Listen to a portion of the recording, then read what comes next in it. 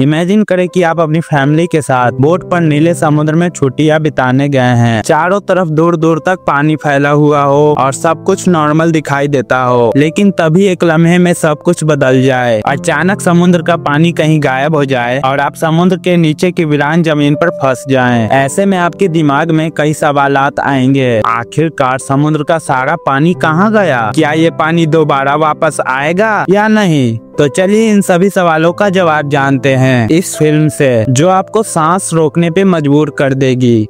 कहानी के शुरू में हम एक परिवार को देखते हैं जो एक बोट पर कैरेबियन ओशन में मौजूद होते हैं। ये फैमिली बेन नाम के लड़के का बर्थडे सेलिब्रेट करने के लिए बीच समुद्र में आए हुए होते हैं। एक यादगार पल बनाने के लिए वे सभी बहुत ही खुश थे, लेकिन उन्हें पता नहीं था कि ये खुशी बस कुछ ही पलों के लिए है। कुछ समय के लिए सब कुछ नॉर्मल चल रहा होता है। वो सभी समुद्र का व्यू एंजॉय कर रहे थे तो बेन की मॉम समुद्र में स्विमिंग करने के लिए जंप कर देती है, जबकि बेन और उसके फादर फिशिंग करने में व्यस्त थे। लेकिन तभी अचानक से बेन की मॉम जूलिया को समुद्र में कुछ ऐसा फील हुआ जैसे कि कोई बड़ी सी चीज उसके आसपास चक्कर लगा रही हो। जब बेन की मॉम यहाँ वहाँ देखती है तो उसे कुछ भी दिखाई नहीं देता, लेकिन तभी अचानक से उसे कोई पानी के नीचे खींच लेता है। साथ ही में उनके बोट पर जो यंत्र है वो तेजी से यहाँ वहाँ डायरेक्शन चेंज करने लगते हैं, जैसे कि कुछ भयानक हो रहा हो। बेन और उसके फादर टॉम इन हालातों को समझ नहीं पाते हैं, क्योंकि वे दोनों फिशिंग करने में बिजी होते हैं। वहीं जूलिया देखती है कि वह अपने बोट से कुछ ही समय में काफी दूर आ चुकी है और वह डूब रही है। वो खुद को बचाते हुए टॉम को जोर जोर से आवाजें देने लगती है, लेकिन जूलिया का बोट से काफी दूर होने की वजह से उस पर किसी का ध्यान नहीं जाता। और यहाँ पर जूलिया को फील होता है कि समुद्र का पानी तेजी से पीछे की ओर जा रहा है। जूलिया अपनी बेटी कैसी को आवाज देने लगती है, लेकिन कैसी हेडफोन लगाकर सनलाइट एंजॉय कर रही होती है। बेन, कैसी और टॉम को बिल्कुल पता नहीं होता कि जूलिया स्विमिंग करने समुद्र में उतरी हुई है। जूलिया धीरे धीरे उनसे और भी दूर होती जा रही थी, लेकिन तभी अचानक से टॉम को जूलिया की हल्की सी आवाज सुनाई देती है और वो जूलिया को देख लेता है और टॉम जूलिया को बचाने के लिए फौरन पानी में छलांग लगा देता है। और दूसरी तरफ बेन बोट का इंजन स्टार्ट करके उनके पास ले जाता है। लकीली टॉम जूलिया को डूबने से बचा लेता है। जब वो दोनों बोट के करीब पहुंचते हैं तो बेन और कैसी उन दोनों को बोट के ऊपर खींच लेते हैं और कुछ इस तरह से जूलिया की जान बच पाती है। बोट पर टॉम अपनी बेटी कैसी पर गुस्सा करता है। टॉम कहता है कि तुम्हारा ध्यान कहाँ पर था? मैंने तुमसे कहा भी था कि जब तुम्हारी मॉम स्विमिंग करने के लिए समुद्र में उतरेगी तो तुम्हें उस पर नजर रखनी है। कैसी सॉरी कहती है और कहती है कि मैंने हेडफोन पहन रखा था। खैर अब जूलिया सेफ थी। और अब टॉम कहता है कि अब कोई भी बिना बताए स्विमिंग करने नहीं जाएगा, और अगर कोई जाएगा भी तो पहले किसी न किसी को इन्फॉर्म जरूर करेगा। वो सभी टॉम की बातों पर अग्री हो जाते हैं और अब रात हो जाती है और सभी बेन का बर्थडे सेलिब्रेट करने के लिए तैयारी कर रहे होते हैं। रात को बर्थडे सेलिब्रेट करने के बाद कैसी के बॉयफ्रेंड का वीडियो कॉल आ जाता है। कैसी अपने बॉयफ्रेंड को बताती है कि वे सभी बोट में काफी एंजॉय कर रहे हैं। कैसी का बॉयफ्रेंड कैसी से कहता है कि तुम सभी को जल्दी से सरफेस पे आना चाहिए। यहाँ टीवी में बताया जा रहा है कि कुछ बहुत ही बड़ा होने वाला है, जो पूरी दुनिया के लिए बहुत ही नया कुछ होने वाला है। तभी कैसी वीडियो कॉल पे नोटिस करती है कि उसके बॉयफ्रेंड के पीछे बहुत ही बड़ा तूफान आने वाला है। कैसी ये देखकर थोड़ा परेशान हो जाती है, क्योंकि उस टाइम पे ये लोग सेफ जगह पर तो बिल्कुल नहीं थे।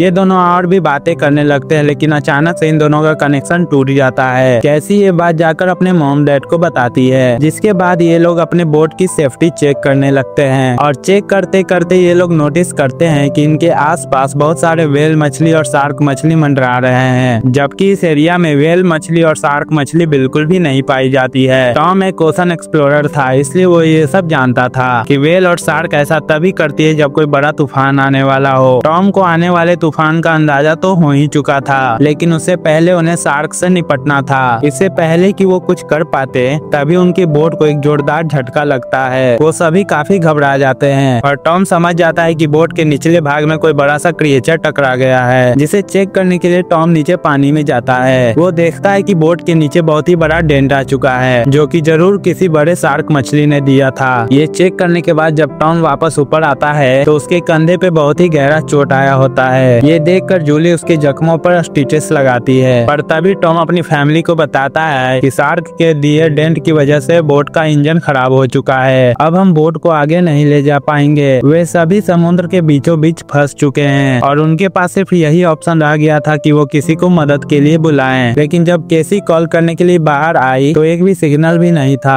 और बोट का कम्युनिकेशन भी कोई भी सिग्नल नहीं पकड़ रहा था। वे सभी काफी परेशान थे कि अचानक से ये सब भी बंद कैसे हो गया। अब इस मुश्किल समय में टॉम अपने खाने पीने का सामान को चेक करता है और उनके पास सिर्फ 4 दिन तक का खाना था और कुछ भी नहीं था। लेकिन जिंदा रहने की एक छोटी सी उम्मीद उन्हें इस बात की थी कि यह लोग एक शिपिंग रूट पर थे और यहाँ से कोई न कोई शिप इन्हें गुजरते हुए देख लेगा। इसके बाद वह इन्हें बचा लेंगे। उन्हें बाहर से एक जोरदार आवाज सुनाई देती है और जब उन्होंने बाहर जाकर देखा तो एक बड़ा सा उल्का पिंड इन्हीं की ओर आ रहा था। वह उल्का पिंड इनके शिप से टकरा सकता था और उससे बचने के लिए टॉम जल्दी से अपने बोट का इंजन स्टार्ट करता है और टॉम ये जानता था कि अगर उसने ऐसा किया तो उसका बोट बर्बाद हो जाएगा और बिल्कुल ऐसा ही होता है। उनकी बोट का इंजन पूरी तरीके से डैमेज हो गया, लेकिन उनके पास कोई दूसरा ऑप्शन था ही नहीं। अगर वो इंजन स्टार्ट करके बोट को आगे ना ले जाता तो वो उल्का पिंड सीधा इनके बोट से टकरा जाता। टॉम देखता है कि असल में आसमान से गिरने वाले ये ऑब्जेक्ट असल में सैटेलाइट थी। तभी अचानक से रेडियो और टेलीफोन के सिग्नल ने काम करना छोड़ दिया है। वो सभी इस हादसे से पूरी तरीके से संभल नहीं पाए थे कि तभी एक दूसरा उल्का पिंड भी उनकी ओर बढ़ने लगा। अपने आप को बचाने के लिए ये लोग कुछ और नहीं कर सकते थे, इसलिए ये लोग बोट के निचले हिस्से में जाकर लाइफ जैकेट पहन लेते हैं ताकि अगर बोट पलट भी जाए तो ये सभी पानी में डूबे नहीं। जब ये लोग बोट के अंदर होते हैं तो बोट बहुत ही तेजी से झटके खाने लगती है। वे सभी समझ जाते हैं कि ये लोग अब बच नहीं पाएंगे। तभी अचानक से इन लोगों को एक जोरदार आवाज सुनाई दी और ये सभी बेहोश हो जाते हैं और जब इन लोगों को होश आया तो ये लोग पाते हैं कि ये लोग जिंदा हैं, लेकिन इन्हें हल्की फुल्की चोटें जरूर आई थी। लेकिन हैरानी की बात ये थी कि उनके बोट के अंदर कई जगह पर छोटी बड़ी सुराखें हो गई थी, लेकिन उससे पानी अंदर नहीं आ रहा था। और जब ये पूरी फैमिली अपने बोट से बाहर आकर देखती है तो ये नजारा देखकर वे सभी हैरान हो जाते हैं। वो देखते हैं कि उनके बोट के नीचे पानी ही नहीं है, उनके आसपास जमीन पर मछलियां पड़ी थी और उनकी बोट एक वीरान पहाड़ी इलाके में थी, जैसे ये लोग किसी दूसरी दुनिया में आ गए हों। ये जगह पूरी तरीके से बदल चुकी थी। जहाँ कल रात तक पानी था वह जगह अब ऊंचे ऊंचे पहाड़ों और गड्ढों की तरह दिख रही थी। वे सभी जल्दी ये बात रियलाइज कर लेते हैं कि वे सभी किसी रेगिस्तान में नहीं बल्कि बीचों बीच समुद्र में हैं। बस समुद्र का सारा पानी यहाँ से किसी दूसरी जगह पर शिफ्ट हो गया है और अब टॉम जल्दी से अपना कंपास निकालता है और डायरेक्शन देखने लगता है और टॉम यह समझ जाता है कि जरूर धरती के साथ कुछ गड़बड़ हुई है। धरती के पोल चेंज हो गए हैं। नॉर्थ पोल की जगह पर साउथ पोल आ गया था, जो कि साउथ पोल की जगह पर नॉर्थ पोल चला गया था और इसीलिए जहाँ पर लोग जमीन पर पहले बसते थे समुद्र का सारा पानी वहाँ पर चला गया है और अब समुद्र की जगह पर जमीन बन चुकी थी। इस चीज का पता लगने के बाद ये सभी लोग हैरान हो गए। एक और भयानक बात टॉम ने उन्हें बताई कि इन सब के बीच जो इंसान जिंदा जमीन पर थे वे सभी मारे गए होंगे। केसी को ये बात बहुत ही ज्यादा तकलीफ देती है। वह अपने आप को कैबिन में बंद कर लेती है क्योंकि उसे पता चल चुका था कि उसका बॉयफ्रेंड अब इस दुनिया में नहीं रहा। लेकिन अब एक और बात थी जो कि कुछ ही देर में इन्हें पता चलने वाली थी और वह बात सुनकर इनके होश उड़ने वाले थे। खैर अब बेन की मॉम यहाँ पर बचे हुए खाने को इकट्ठा करने लगती है और बेन अपने बर्थडे के सारे बलून को हवा में उड़ाता है ताकि अगर कोई जिंदा हो तो वो इनके पास आ जाए और वे सब मिलकर इस मुश्किल हालात का सामना करे। इसके बाद टॉम रेडियो के जरिए किसी से कांटेक्ट करने की कोशिश करता है। उम्मीद तो उसे यह थी कि सामने से कोई रिस्पांस नहीं आएगा, लेकिन सरप्राइजली उसे रिस्पांस मिलता है। रिस्पांस उसे एक कैप्टन ने दिया था जिसका नाम नाटो है। वो भी समुद्र के शिफ्ट होने की कहानी जानता था क्योंकि वह भी टॉम की फैमिली की तरह एक सबमरीन में था। टॉम कैप्टन से पूछता है कि अब इस सिचुएशन में हमें क्या करना चाहिए। यहाँ कैप्टन उन सभी को वो बात बताता है जिसकी वजह से इन सभी के पैरों के नीचे से जमीन खिसक जाती है। कैप्टन टॉम को बताता है कि जो अर्थ का पोल चेंज हुआ है वे लगभग 1 हफ्ते में फिर से अपने जगह पर वापस आ जाएंगे, यानी 1 हफ्ते बाद समुद्र वापस अपनी जगह पर आएगा और उस समय उसकी लहरें बहुत ही खतरनाक होंगी। इसलिए कैप्टन टॉम से कहते हैं कि मैं तो सबमरीन के जरिए सरवाइव कर लूंगा, लेकिन तुम जल्दी से जल्दी अपने लिए कोई ऊंची सी जगह देखो और वहाँ चले जाओ क्योंकि वहाँ पे तुम्हारे बचने के चांसेस ज्यादा होंगे। ये बात सुनते ही जूली जल्दी से अपने बच्चों को पैकिंग करने के लिए कहती है। टॉम कैप्टन कैप्टन से कहता है कि अगर आपके सबमरीन में बचने के चांसेस ज्यादा है तो क्या आप मेरे फैमिली को रख लेंगे। कैप्टन कहता है कि जरूर भाई, मैं ऐसा करना तो चाहता हूँ लेकिन मैं ऐसा कर नहीं सकता क्योंकि सबमरीन के अंदर मेरा एक साथी मारा गया है और यहाँ पर सिर्फ 2 लोगों की ही जगह है। मैं एक आदमी को तो रख सकता हूँ लेकिन फिर भी एक बाहर ही रहेगा। और टॉम यहाँ पर रिक्वेस्ट करता है कि प्लीज किसी तरीके से मेरे दोनों बच्चों को आप रख लें, इसके बदले में हमारे पास बचा सारा खाना मैं आपको दे दूंगा। इसके बाद कैप्टन उसकी बात मान लेता है और कैप्टन टॉम को मैनुअली मैप पे अपना लोकेशन समझा देता है। उसके बाद टॉम नक्शे पर सबमरीन के लोकेशन का अंदाजा लगाता है और टॉम अपनी वाइफ को बताता है कि हम सिर्फ 2 दिनों में वहाँ पर पहुँच जाएंगे,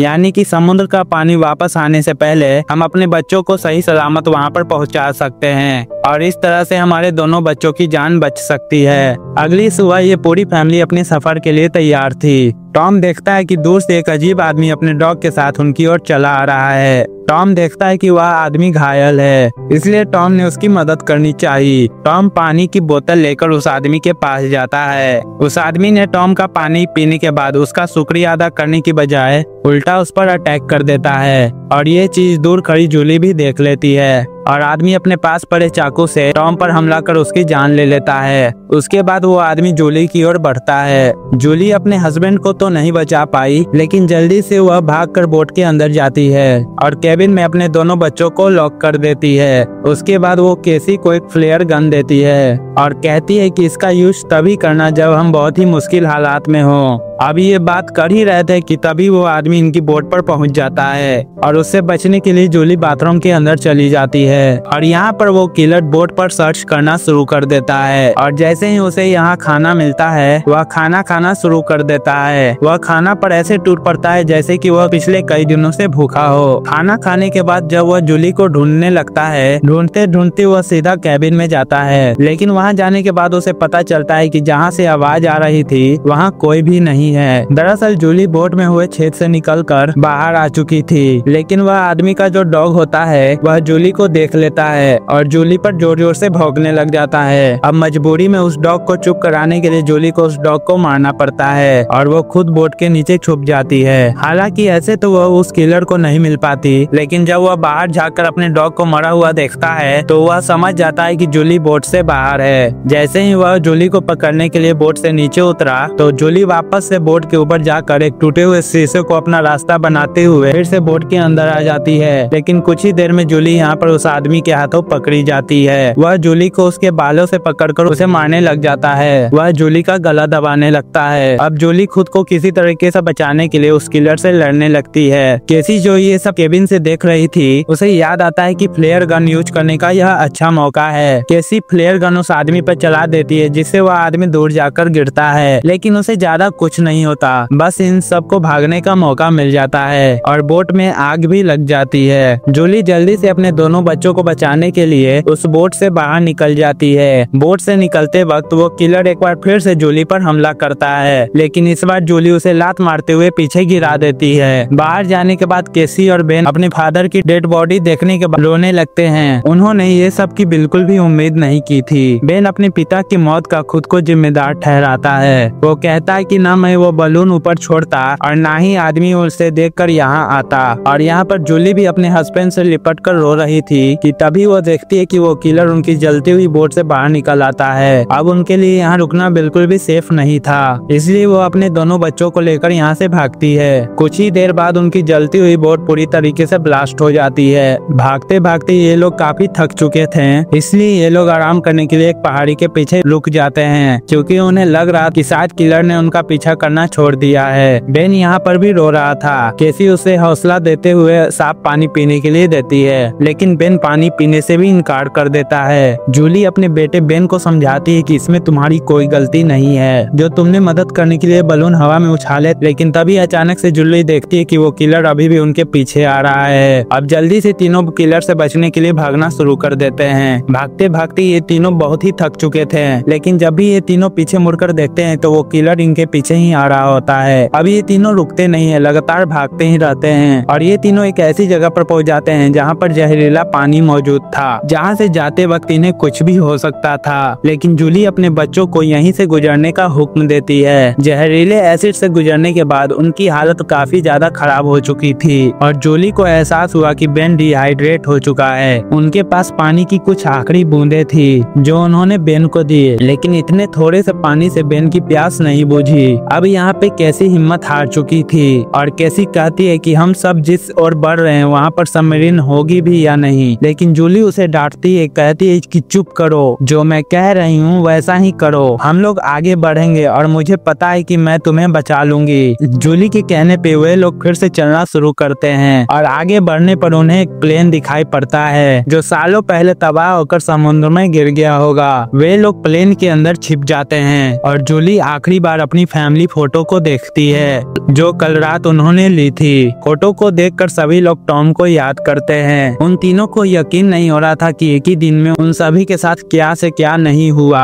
अब रात काफी हो चुकी थी और ये लोग थक भी चुके थे। केसी और बेन सो चुके थे। तभी किसी की आवाज से केसी की आंख खुल जाती है। वो बाहर आती है और देखती है कि वही किलर उनके पीछे आ रहा है। अब उन तीनों को इस किलर से किसी भी हाल में जान छुड़ानी थी, इसलिए केसी उसी जगह पर बैठकर सोने का नाटक करती है। किलर समझता है कि वो सो रही है और जैसे ही वो अटैक करने के लिए आगे आता है, जूली मौका पाकर पीछे से वार करती है। इस बार जूली बहुत ही गुस्से में थी। वह उस किलर पर इतने हमले करती है कि उसकी जान ले लेती है। आखिरकार उनका ये खतरा टल जाता है और जूली सुकून की नींद सो जाती है। सुबह जब वो लोग उठते हैं तो देखते हैं कि किलर की बॉडी बहुत ही बुरी हालत में है। किसी क्रेचर ने काट काट कर उसे अंदर से खोखला कर दिया था, जिससे उन्हें अंदाजा हो गया था कि यहाँ आसपास खतरनाक जीव हैं और उन्हें जल्दी से वहाँ पहुँचना था जहाँ कैप्टन की सबमरीन थी। जूली अपना मैप देख रही थी और दूसरी तरफ बेन पानी की तलाश में भटक रहा था। आगे जाकर वह पानी देखता है और बिना सोचे समझे उसे पीने लगता है। जूली ने मना किया था क्योंकि वह तालाब जहरीला था, लेकिन बेन इतना प्यासा था कि उसने जूली की बात नहीं मानी। जूली उसे देखती है और दौड़कर उसे पानी पीने से रोकने के लिए जाती है, लेकिन तब तक वह काफी ज्यादा पानी पी चुका था। थोड़ी देर बाद बेन बीमार हो गया और चलने की हालत में नहीं था, इसलिए जूली और केसी वहाँ पर एक शेल्टर बनाते हैं और कुछ देर आराम करते हैं। तभी जूली को अजीब आवाजें सुनाई देती है और जब वह बाहर जाकर देखती है तो उसे पता चलता है कि ढेर सारे क्रैब्स उनकी ओर बढ़ रहे हैं, जिनसे बचने के लिए उन्होंने भागना शुरू किया। थोड़ी दूर आगे चलने के बाद उन्हें बहुत ही बड़ी एक शिप दिखाई दी जो एक कार्गो शिप थी, जिसके अंदर बहुत सारे कंटेनर भी थे। इन कंटेनर्स में ही बहुत सारे लोगों ने पनाह ली हुई थी। इन तीनों को देखते ही हुए सभी कंटेनर में जाकर छिप गए। दरअसल वे लोग इन तीनों से नहीं भागे, असल में उन तीनों के पीछे बहुत सारे केकड़े आ रहे थे। वह तीनों कंटेनर के पास जाकर गिड़गिड़ाने लगते हैं और दरवाजा खोलने की रिक्वेस्ट करते हैं, लेकिन वो इनके लिए दरवाजा नहीं खोलते हैं। दूसरी ओर केकड़े की एक बहुत ही बड़ी सेना उनके पीछे थी, इसलिए खुद उनको अब कुछ करना होगा। उनके पास और कोई रास्ता तो नहीं था, इसलिए जूली और उनके बच्चे कंटेनर के ऊपर चढ़ने लगते हैं। जूलियन पहले अपने दोनों बच्चों को कंटेनर के ऊपर चढ़ाती है और जूली जैसे ही ऊपर चढ़ने लगती है तभी एक केकड़ा आकर उसके पैरों में काट लेता है, लेकिन वह जैसे तैसे करके अपना पाँव छुड़ाकर ऊपर चढ़ जाती है। अब जूलियन अपने जख्म को अपने स्कार्फ से बांध लेती है, जिसके बाद वह बेहोश हो जाती है। केसी और बेन देखते हैं कि वो केकड़े कंटेनर को काटते हुए उसके अंदर चले गए और उसके अंदर मौजूद लोगों पर उन केकड़ों ने हमला कर दिया। अब वे लोग अपने पास मौजूद हथियारों से उन केकड़ों को मारने की कोशिश तो करते हैं, लेकिन केकड़ों की संख्या बहुत ही ज्यादा मात्रा में थी। ये लोग उसके सामने नहीं टिक पाते और केकड़े और कंटेनर के अंदर मौजूद सारे लोगों को मार देते हैं। अगली सुबह जूलियन को होश आया।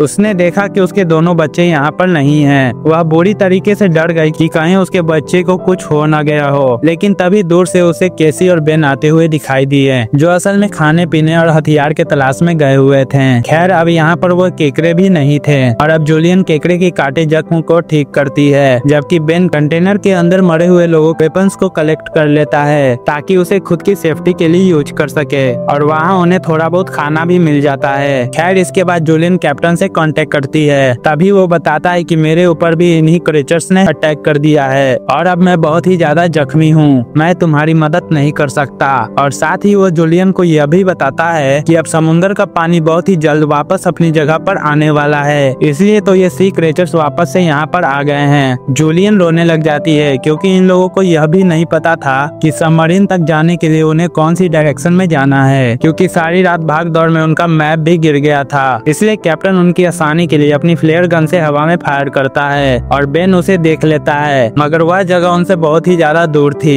ये लोग तेजी से सबमरीन की ओर बढ़ने लगते हैं, लेकिन अभी तक वहाँ पर पहुँचना नामुमकिन लगने लगा, क्योंकि अभी उन्हें वहाँ तक पहुँचने के लिए एक चट्टानी रास्ते से गुजरना था, जहाँ से गुजरते हुए उन्हें फिर से शायद उन केकड़ों का सामना करना पड़ सकता है, जिससे उनकी जान जा सकती थी। अब केसी को भी अपनी माँ पर तरस आने लगता है कि उसकी माँ का क्या होगा, क्योंकि कैप्टन तो केसी और उसके भाई को रख लेगा, लेकिन जूलियन का क्या होगा, क्योंकि अब कुछ ही देर में पानी आने वाला है। जूलियन केसी से कहती है कि तुम्हें ये सब सोचने की जरूरत नहीं है, जब हम सबमरीन तक पहुंच जाएंगे तो वहां डिसाइड करेंगे कि हमें क्या करना है, और कहती है कि चलो आगे बढ़ो। वहां से आगे बढ़ते वक्त उनकी किस्मत एक बार फिर से उन्हें धोखा देती है। वहां पर लैंड स्लाइड होने लगती है, जहां जूलियन जो सबसे पीछे थी उसके आगे आकर एक बड़ा सा पत्थर गिर गया और वो वहीं पर फंस जाती है। अब केसी अपनी माँ के बिना आगे नहीं बढ़ना चाहती, लेकिन जूलियन केसी को कसम देती है कि हर हाल में तुम अपने आप को और अपने भाई को बचाओगी। इसलिए केसी अपने भाई को लेकर आगे बढ़ने लगती है। जब वो दोनों सबमरीन के पास पहुंचते हैं तो उन्हें वहाँ पर कोई भी नहीं मिलता। वे दोनों जोर जोर से सबमरीन का दरवाजा खटखटाने लगते हैं, लेकिन तभी पीछे से कैप्टन आता है जो बुरी तरीके से जख्मी था। कैप्टन ने बताया कि देखो, सबमरीन में 3 लोग बैठ सकते हैं और मेरे बचने के चांस बहुत ही कम है, इसलिए मैं अगर सबमरीन में बैठकर पानी से बचते हुए ऊपर पहुंच भी जाता हूं तब भी मैं नहीं बच पाऊंगा। ये बात सुनकर केसी जल्दी से वापस पीछे मुड़ गई और तेजी से जूलियन की ओर भागी। वहाँ फिर से केकड़ों का सैलाब आने लगता है, जहाँ जूलियन अपनी गन से उन सब पर शूट करने लगती है, लेकिन कुछ ही देर में उसकी बुलेट्स खत्म हो जाती है। अब इससे पहले कोई क्रीचर आकर उस पर हमला करता,